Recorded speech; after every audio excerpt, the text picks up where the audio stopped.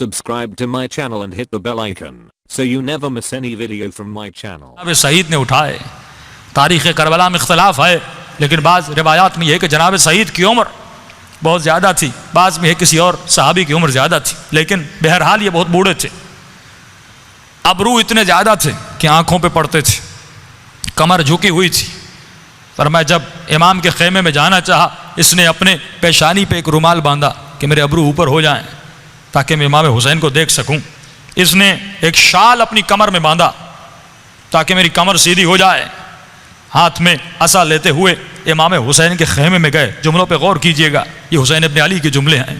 فرمایا آقا ہر کوئی میدان میں آپ پہ قربان ہونا چاہتا ہے, میں بوڑھا ہوں, ہاتھوں میں راشا ہے, ہاتھ میرے لرزتے ہیں, بدن میں طاقت نہیں, لیکن مولا پھر بھی میں اپنی جان کو آپ پہ قربان کرنا چاہتا ہوں. امام نے فرمایا شکرک اللہ, اے مرد مجاہد, اے شیخ کبیر, خدا تمہارا شکریہ ادا کرے, خدا تمہارا شکریہ ادا کرے کہ جسم میں طاقت نہیں, بدن لرز رہا ہے, لیکن پھر بھی اپنی جان کو حسین ابن علی پہ قربان کرنا چاہتے ہو. امام نے کہا سعید تو تلوار اٹھا نہیں سکتا, تو کیسے لڑے گا؟ لیکن کہا مولا اپنی جان کو تو قربان کر سکتا ہوں. کہا مولا ابھی نماز ہوگی, مجھے اجازت دیجئے میں آپ کی نماز کی حفاظت کروں, کم از کم یہ جسم کسی کام تو آئے. آج ہمارا جسم حسین ابن علی کے کام آ رہا ہے یا نہیں؟ ہمارے قدم کام آ رہے ہیں یا نہیں؟ ہماری آنکھیں کام آ رہی ہیں یا نہیں؟ یا ہم غفلت کی نیند میں سو رہے ہیں, بس زندگی ایسے گزار رہے ہیں, مال بنانے میں, جاہ و مقام بنانے میں, نام بنانے میں زندگی بسر ہو رہی ہے. امام فرماتے ہیں دنیا میں بعض لوگ بہت شہرت یافتہ ہوں گے لیکن آخرت میں انہیں کوئی جاننے والا نہیں ہوگا, اور اسی دنیا میں بعض لوگ گمنام ہوں گے لیکن قیامت میں ان کے چہروں سے نور نکل رہا ہوگا. اصل مقصد یہ ہے کہ مشہور وہاں بنو, نام وہاں بناؤ, عزت وہاں کماؤ. دنیا کی عزتیں تو فرعون کے پاس بھی تھیں, دنیا کی عزتیں تو قارون کے پاس بھی تھیں, لیکن خدا کے لیے اگر کوئی عزیز ہے ان اکرمکم عند اللہ اتقاکم, خدا اسے کرامت والا بناتا ہے, اسے کریم بناتا ہے, اس کا اکرام و تکریم کرتا ہے جس کے دل میں اس کا خوف پایا جاتا ہے. آج ہم ہر کسی سے ڈر رہے ہیں لیکن پروردگار عالم کا خوف نہیں ہے. کہ مولا اپنی جان آپ پہ قربان کرنا چاہتے. امام نے کہا ٹھیک ہے. حسین ابن علی نے نماز پڑھی, لیکن آج اسی پاکستان میں ممبر سے کہا جاتا ہے کہ نماز پڑھنے کی ضرورت نہیں, قبلے کی طرف منہ کرو, 3 مرتبہ یا علی کہو تو نماز ہو جاتی ہے. ارے اگر یا علی کہنے سے نماز ہو جاتی تو علی کا بیٹا اپنی نماز کی خاطر اپنے اصحاب کو کبھی شہید نہ کرواتا. جس کا وجود, جس کا خون, جس کا گوشت علی سے بنا ہے, لیکن 2 رکعت نماز کی خاطر اپنے اصحاب کو تیر کھلوا رہے ہیں. مولا کیوں؟ فرمایا کیونکہ لیقیم الصلاۃ, میں آیا ہی کربلا میں اسی لیے تاکہ نماز کھڑی ہو جائے, دکھا کے جاؤں کہ حسین کے نزدیک اس سجدے کی اہمیت کتنی ہے, توحید کی اہمیت کتنی ہے, عبادت خدا کی اہمیت کتنی ہے. مقصد خلقت کائنات کیا ہے کہ آپ بڑی محنت کر کے گھر بنائیں, رنگ و روغن کروائیں, لاکھوں کروڑوں اپنے گھر پہ خرچ کر دیں, لیکن آپ اس گھر میں جا کے رہیں نا تو دنیا کہے گی یہ بےہودہ انسان ہے جس نے بے مقصد گھر بنایا. تو مولا یہی فرماتے ہیں جس خدا نے اتنی بڑی کائنات بنائی, زمین و آسمان, سورج, چاند, ستارے, چرند, پرند, یہ جتنی کائنات بنی یہ ہوائیں کس کے لیے بنی؟ ایک مقصد کی خاطر بنی. کہ مولا فرماتے رحم اللہ عبدن, خدا رحمت کرے اس بندے پر جو 3 چیزوں کو جان جائے, من عین و الی عین و فی عین, کہ کہاں سے آیا ہے, کہاں جانا ہے اور کہاں پہ رہ رہا ہے. ہمیں یہی نہیں پتا کہ کیوں آئے اور کہاں جانا ہے, سامنے منزل کیا ہے. کہ مسکرانا آتا ہے اس بندے پر, ہنسی آتی ہے اس بندے پر. جو اکثر بزرگ لوگ یہ کہتے ہیں کہ ہم کہتے ہیں قبلہ تھوڑا آرام کیجئے, کہتے ہیں قبلہ مرنا تو ویسے ہی ہے, قبر میں جا کے سونا ہی تو ہے, تو یہاں آرام کر کے کیا کریں گے. جن کو یہی نہیں پتا کہ مرنے کے بعد کوئی نیند نہیں ہے, مرنے کے بعد کوئی سونا نہیں ہے, مسلسل ایک سفر ہے جس کو برزخ میں طے کرنا ہے. کہ مولا اپنی جان کو آپ پہ قربان کرنا چاہتا ہوں. امام نے نماز پڑھنا شروع کی, صلاۃ الخوف پڑھنا شروع کی. ایک مرتبہ یہ مولا کی حفاظت کرنے لگا. اب اس جملوں پہ غور کیجئے گا کہ جو علی کا چاہنے والا, جو حسین کا چاہنے والا, وہ کبھی اپنے عمل سے راضی نہیں ہوتا.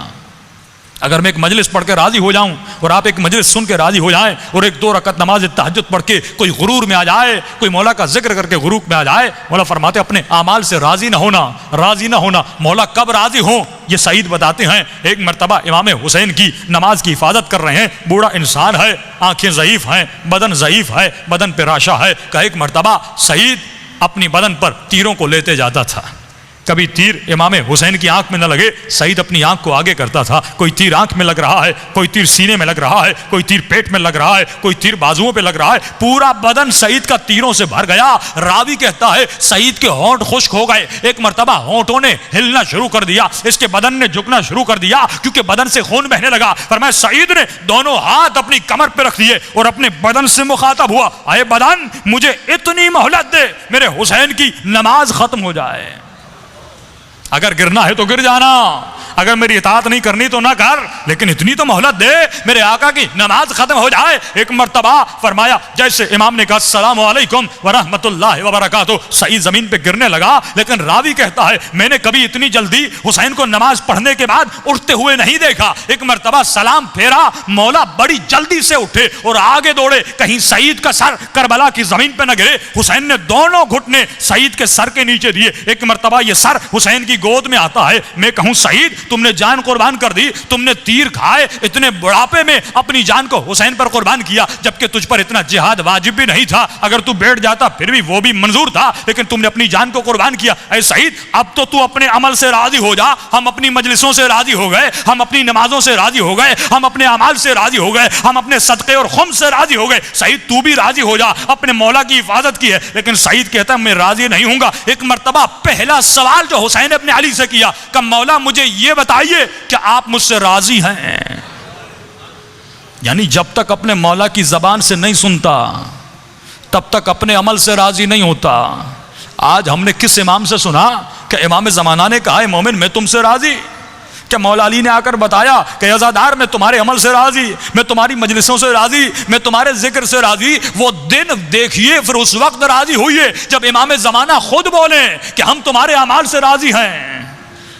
ان جوانوں کو سوچئے جو اپنی جانوں کو بی بی زینب کی راہ میں قربان کر رہے ہیں, وہ بھی تب تسکین پاتے ہیں جب وجود امام کو دیکھتے ہیں. اور مولا کہتے ہیں میں تم سے راضی. جب یہ سعید نے سوال کیا حسین ابن علی کو بڑا پیار آیا, بڑا عجیب جملہ فرمایا کہ سعید کیسی باتیں کرتا ہے, حسین بھی تجھ سے راضی, حسین کی ماں زہرا بھی تجھ سے راضی, حسین کا بابا علی بھی تم سے راضی. فرمایا سعید یہ تو بتا کیف عندک الموت, تیرے نزدیک موت کیسی ہے. سعید کہتا مولا اگر 100 مرتبہ اللہ پیدا کرے 100 مرتبہ آپ پر اپنی جان دینے کے لیے تیار ہوں. کربلا کے ہر شہید نے یہ جملہ کہا, اس کی تشریح کل کروں گا, کہ موت احلا من العسل, ہمارے لیے شہد سے زیادہ میٹھی ہے. موت اس کے لیے شہد سے زیادہ میٹھی ہوتی ہے جس نے اپنی زندگی کو شہد جیسا بنایا. آج زندگیاں شہد جیسی نہیں ہیں, ہم نے گناہ کر کے زندگیوں کو کڑوا کر دیا کہ کل نفس ذائقۃ الموت, ہر نفس کو موت کا ذائقہ چکھنا ہے. مولا فرماتے جیسا ذائقہ بناؤ گے ویسا چکھایا جائے گا. اگر اطاعت نہ کر کے, گناہ کر کے, تکبر و غیبت و حسد و عجب و بدحجابی اور بے غیرتی میں اپنی زندگی کے ذائقوں کو کڑوا کیا, ملک الموت کہے گا پیو, ذائقہ تو نے بنایا ہے, چکھنا بھی تجھے ہے. اور فرمایا حسین ابن علی کی مجلس میں آؤ کہ قیامت کے دن ہر آنکھ روئے گی, لیکن مولا فرماتے ہیں 2 آنکھیں نہیں روئیں گی. ایک وہ آنکھ جو اپنے گناہوں پہ روتی ہے, اور ایک وہ آنکھ جو حسین ابن علی کے غم میں روتی ہے. قیامت کے دن یہ آنکھ نہیں روئے گی, اس چہرے پہ مسکراہٹ ہوگی.